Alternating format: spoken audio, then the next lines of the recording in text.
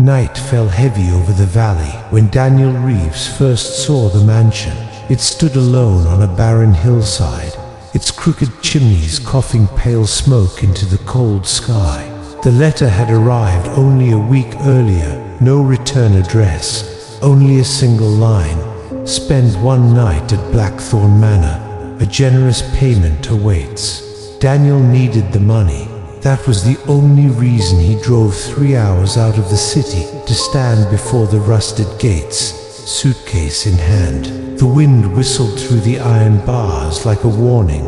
Above, the moonlight washed the mansion in a silver glow, revealing ivy-choked walls and windows so dark they looked like staring eyes. He pressed the buzzer, and the gate creaked open on its own. Daniel whispered to himself, "Just one night, easy money." But as he crossed the gravel drive, he felt as if the house was already aware of him. Inside, the air smelled of damp wood and faded perfume. A single lantern flickered in the grand foyer, throwing shadows across a staircase that split like a serpent's tongue. An elderly caretaker emerged from the gloom. Her posture was rigid, her face thin and sharp as parchment. "Mr. Reeves," she said, without introduction, "the house has been expecting you." Her words sent a chill down Daniel's spine. She explained the rules quickly: stay inside until dawn, no wandering into locked rooms, and most important, do not stare too long at the mirrors. They stare back.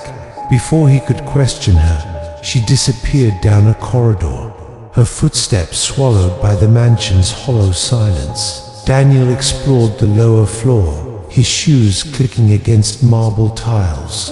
Every portrait he passed seemed to shift when he wasn't looking, a subtle tilt of a head, a faint smirk in painted lips. The ticking of an ancient clock followed him from room to room, though no clock was visible. When he reached the dining hall, a long oak table sat prepared with the meal still warm, as if the hosts had stepped away only moments before. But the caretaker was nowhere in sight. He ate a single bite of bread and froze.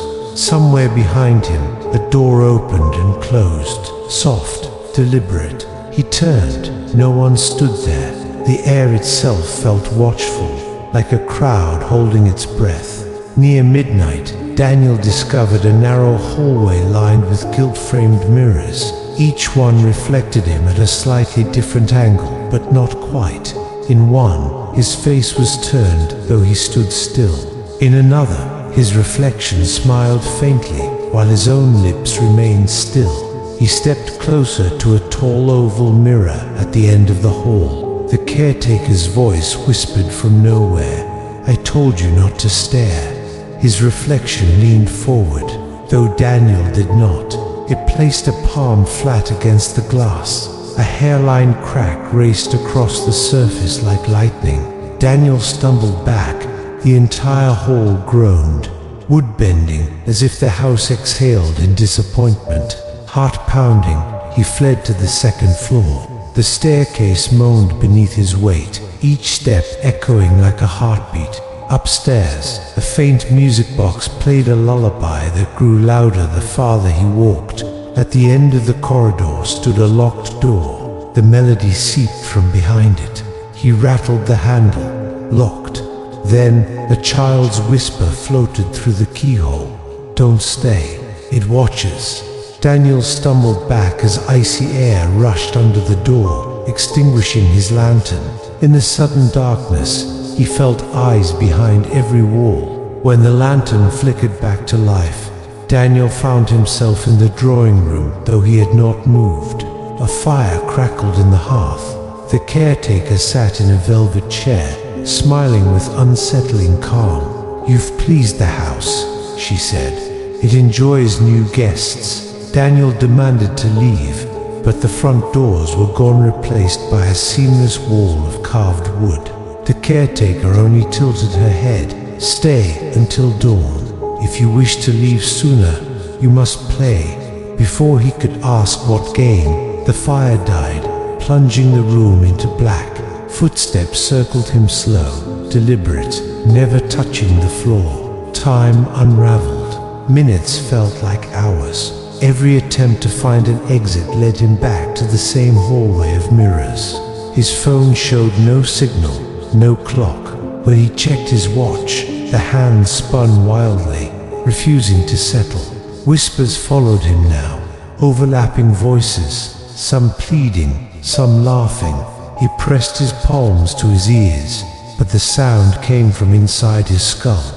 Through a cracked door, he glimpsed the caretaker speaking to empty air. Her shadow, however, revealed a crowd around her, dozens of faint silhouettes listening. Daniel backed away before the shadows turned their heads. At last he found himself in a small parlor with a single window.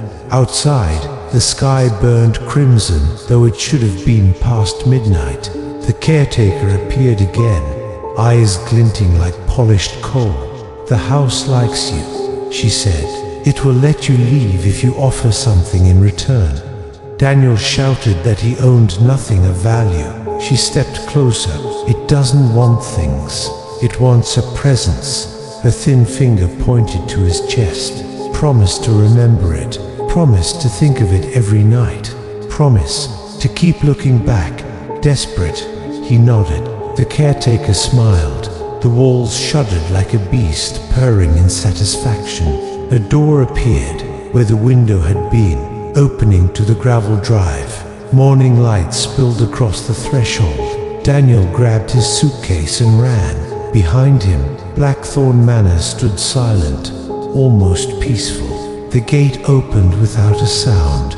His car started on the first turn of the key. As he sped away, he laughed shakily. The ordeal was over, or so he thought. That night, back in his city apartment, Daniel set his suitcase by the door and collapsed onto the couch. Relief washed over him, but when he reached for the remote, he froze. On the blank black screen of the TV, a faint reflection stared back, not his living room, not his own eyes. It was the grand hallway of Blackthorn Manor. In the reflection, the caretaker stood behind him, smiling. The screen flickered to static. From the kitchen came the slow creak of a door opening by itself. Daniel turned, heart hammering. The smell of damp wood and faded perfume filled the room. The house had kept its promise. It let him leave so it could follow. Some doors don't stay closed. Some houses don't stay behind. When you invite the unknown for one night, it may decide to stay for the rest of your life.